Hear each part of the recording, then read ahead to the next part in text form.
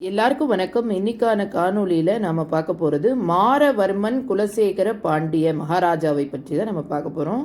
இவர் 1268 1308 வரை இவர் ஆண்டிருக்கிறார். 1268ஆம் ஆண்டு தனது தந்தையின் மறைவுக்கு பிறகு மாரவர்மன் குலசேகர பாண்டியன் அரியணை ஏறினார்.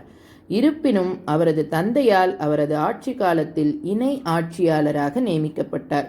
மேலும் அவர் தனது தந்தையை அரசியலில் தீவிரமாக ஆதரித்தார்.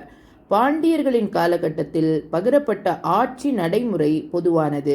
மேலும் மாரவர்மன் குலசேகர பாண்டியன் தனது ஆட்சியை ஜடவர்மன் வீரபாண்டியன், மாரவர்மன் விக்ரமன் 3 மற்றும் ஜடவர்மன் சுந்தரபாண்டியன் 2 ஆகியோருடன் பகிர்ந்து கொண்டார்.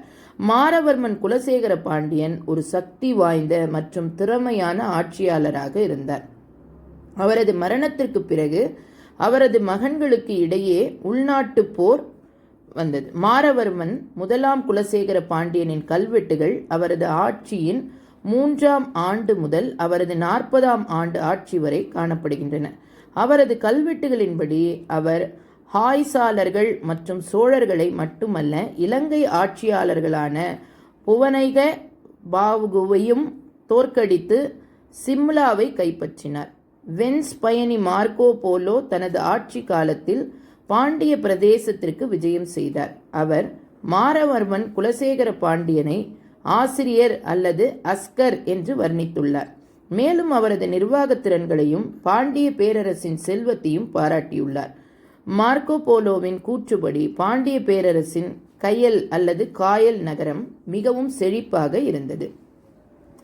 சோழர்கள் மற்றும் ஹாய்சாலர்களுக்கு எதிரான பயணம். கேரளா, கொங்கு, சோழ மண்டலம், தொண்டை மண்டலம் மற்றும் சிம்லா ஆகிய நாடுகளை வென்ற பெருமை மாரவர்மன் 1ஆம் குலசேகர பாண்டியனுக்கு உண்டு.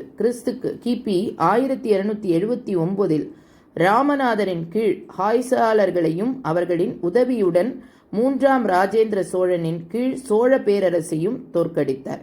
இதன் மூலம் 3 நூற்றாண்டு சோழ ஆட்சியும் தமிழ்நாட்டின் மீதான ஹாய்சாலர்கள் கட்டுப்பாட்டையும் முடிவுக்கு கொண்டு வந்தார். கேரளத்தின் வேணாடு மாநிலத்தில் நடந்த ஒரு உள்ளூர் கிளர்ச்சியின் விளைவாக 1ஆம் மாரவர்மன் குலசேகர பாண்டியனும் ஒரு போரை நடத்தினான். இலங்கை மீது தாக்குதல். மகாவம்சத்தில் விவரிக்கப்பட்டுள்ளபடி கிபி 1270 இலங்கை படையெடுப்புக்கு பிறகு மாரவர்மன் குலசேகர பாண்டியன் தலைமை தாங்கினார். விளக்கத்தின்படி 1ஆம் புவனைக்குபாகுவின் ஆட்சி காலத்தில் இலங்கையில் கடுமையான பஞ்சம் ஏற்பட்டது. இந்த சூழ்நிலையை பயன்படுத்தி கொண்டு 1ஆம் மாரவர்மன் குலசேகர பாண்டியன் புவனைக்குவை தாக்கி தோற்கடித்தார். அவர் சுப்ரகிரி நகரத்தை கொள்ளையடித்து கோட்டைக்குள் நுழைந்து புத்தரின் பல்லையும் புதையலையும் கைப்பற்றினார். பின்னர் புவனைக்குபாகுவின் மகன் பராக்கிரமபாகு ராஜேந்திர ரீதியாக செயல்பட்டு புத்தரின் பல்லை திரும்ப கோரினார். இது மாரவர்மன் குலசேகரன் பாண்டியனால் வழங்கப்பட்டது.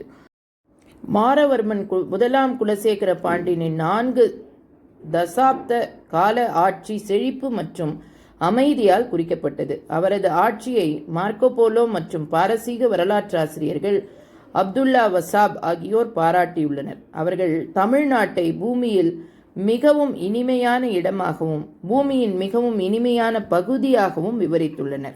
குலசேகரனை அஸ்கியர் அல்லது அஸ்கார் என்று குறிப்பிடும் மார்க்கோ போலோ பாண்டிய பேரரசின் நகரங்களை பற்றி எழுதினார். அவர் உள்ளூர் மக்களின் செல்வத்தையும் சமூக பழக்க வழக்கங்களையும் விவரித்துள்ளார். அவரது பதிவில் முத்து மீன் பிடித்தல், குதிரை வர்த்தகம், சதி மற்றும் தேவதாசிகள் பற்றி குறிப்பிடப்பட்டுள்ளது.